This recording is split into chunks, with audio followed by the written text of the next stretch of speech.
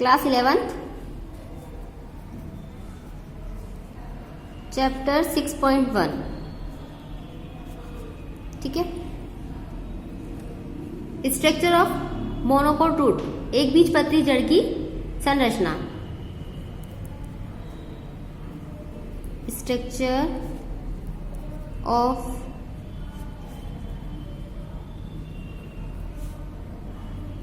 Monocot root. ठीक है, structure of monocot root, सबसे पहले तो मोनोकोट एक बीजपत्री जड़ की आंतरिक संरचना का नामांकित चित्र। मक्का एक बीजपत्री पौधा होता है। मक्का कैसा होता है? एक बीजपत्री पौधा होता है। एक बीजपत्री मतलब ऐसे बीज जिन्हें हम दो बराबर भागों में नहीं बांट सकते, उनके पत्रों को दो बराबर भागों में डिवाइड नहीं कर सकते, उन्हें कहते हैं एक बीजपत्री। और यहां हम बात कर रहे हैं जड़ की, किसकी? रूट की बात कर रहे हैं। तो मक्का एक बीजपत्री पौधा होता है। इसकी जड़ के अनुप्रस्थ काट में निम्नलिखित संरचनाएं दिखाई देती, जो हम आज पढ़ेंगे। सबसे पहली बात इसमें दिखाई देती है बाह्य त्वचा। मैं स्ट्रक्चर बना के समझा देती हूँ। इसमें सबसे आंतरिक संरचना पढ़ते, सबसे बाहरी संरचना होती है इसकी, जिस पर रूट हेयर्स प्रेजेंट होते हैं। ठीक है, इसे कहते हैं रूट हेयर, मूल रोम। क्या बोलेंगे इसे? मूल रोम। जड़ की बाह्य संरचना का जब अध्ययन करते हैं, सबसे बाहरी संरचना होती है इसकी रूट हेयर, और रूट हेयर के नीचे जिस पर रूट हेयर टिके हुए रहते हैं, रूट हेयर लगे हुए रहते हैं, उसे बोलते हैं एपिब्लेमा। क्या कहेंगे? एपिब्लेमा। एपिब्लेमा पर क्या प्रेजेंट होते हैं? रूट हेयर्स होते हैं, और इसकी सबसे बाहरी संरचना होती है एपिब्लेमा। ठीक है, एपिब्लेमा के नीचे प्रेजेंट होते हैं कॉर्टेक्स।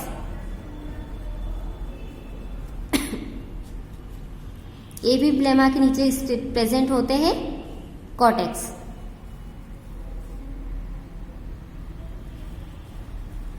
ये सारे कॉर्टेक्स हम पढ़ रहे हैं एक बीजपत्री रूट। ठीक है, ऐसे बनाना जिसके बीच में अंतरकोशिकीय अवकाश प्रेजेंट ना हो, ऐसे और सबसे अंदर अब एक लेयर आती है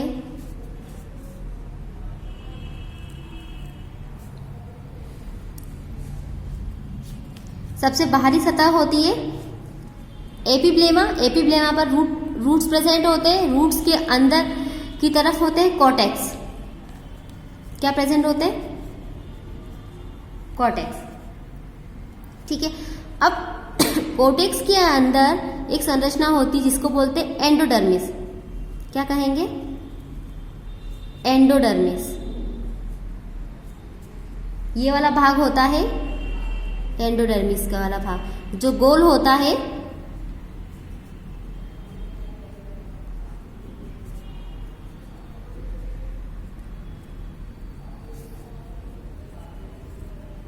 ये एंडोडर्मिस। ठीक है,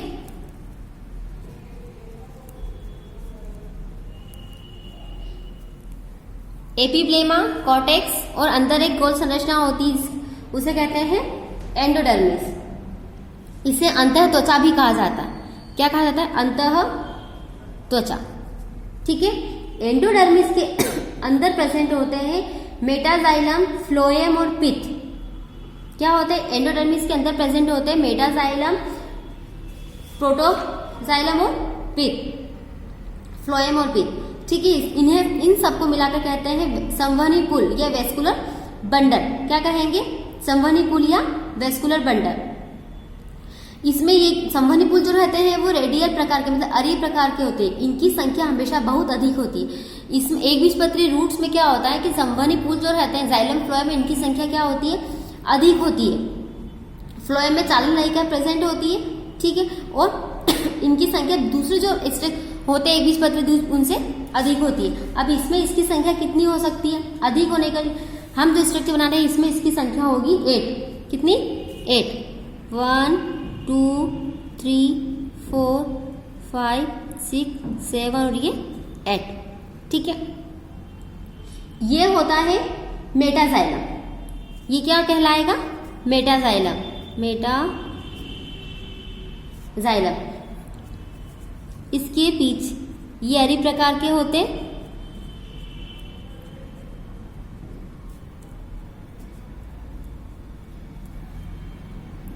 ठीक है, इसके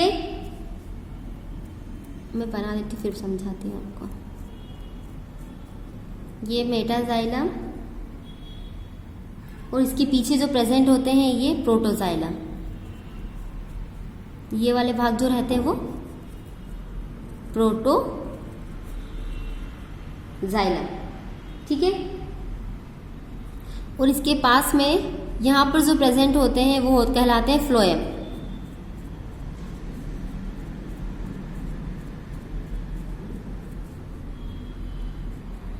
फ्लोएम, मेटाजाइलम और प्रोटोजाइलम, इनकी संख्या क्या होती है? एकबीजपत्री में अधिक होती है। ठीक है, ये वाला भाग फ्लोएम।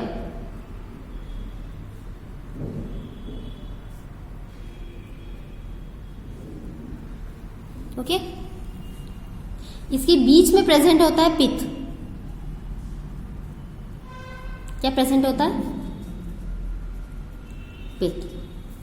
ये पूरा कवर होता है, मैंने आधा ही बनाया है।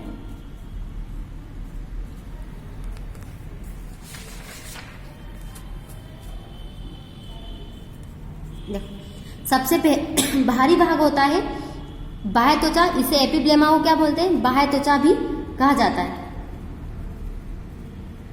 बाह्य त्वचा ये सबसे बाहरी एक कोशी की लेयर होती है, एक कोशी की परत होती है, जिस पर एक कोशी की क्या होते हैं? रूट हेयर्स या मूल रोम प्रेजेंट होता है।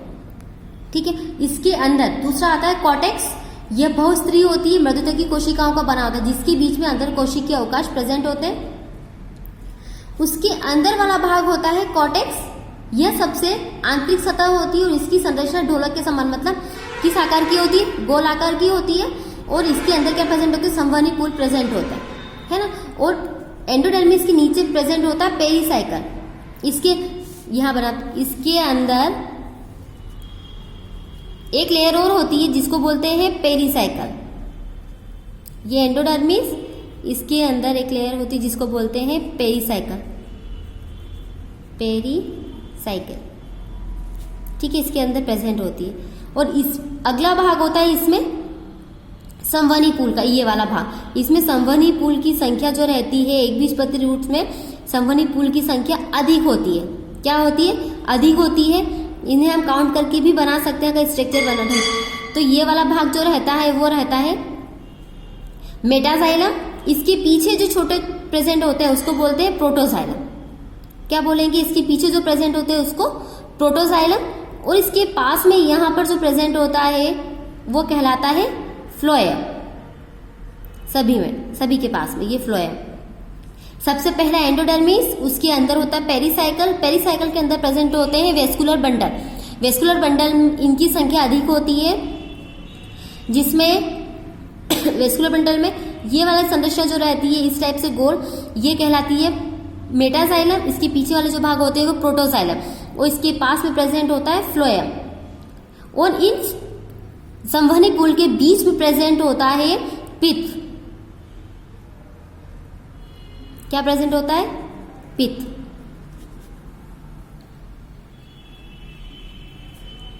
ठीक है, इसे स्ट्रक्चर को बनाने के साथ इसे लिखना भी है, थ्योरी भी लिखना है इसकी। इसमें पित्त की संरचना अधिक होती है, जो ये बीच का जो पार्ट होता है वो कहलाता है पित्त। देखो, एपिब्लेमा, कॉर्टेक्स, एंडोडर्मिस, पेरिसाइकल, संवहनी पुल और पित्त, ये इसके सारे भाग होते हैं जिन्हें अलग अलग नाम से हमें शो करना रहता है। और नाम आप चाहो तो इंग्लिश में भी नाम लिख सकते हो और हिंदी में भी लिख सकते हो। ठीक है, ये एकबीजपत्री जड़ का स्ट्रक्चर, इसकी आंतरिक संरचना।